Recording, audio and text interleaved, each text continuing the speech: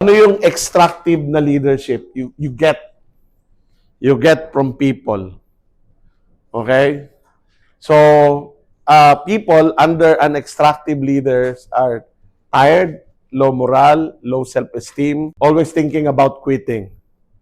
No? Always looking for job. Kasi, yung experience nila with the leader is they feel they're depleted. Wala akong napapala. Puro pa ganon, no? At yung leader, puro pakabig. Okay?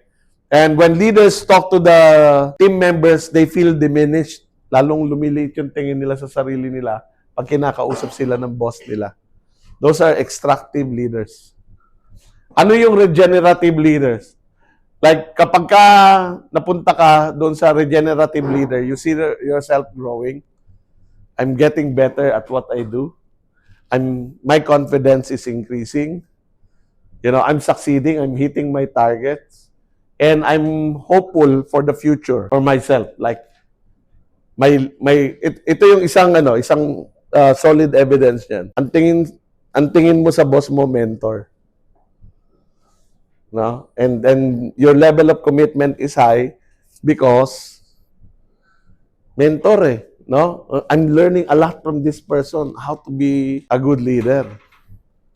So, question, you don't have to say yes or no to me. Baka nandito yung mga boss nyo.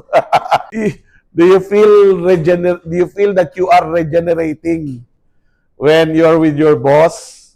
Nagkakatitigan na, no?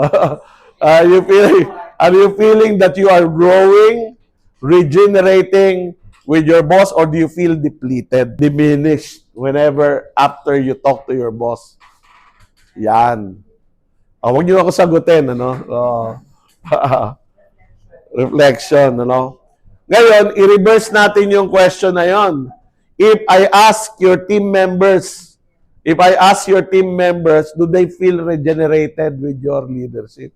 Or do they feel depleted or extracted?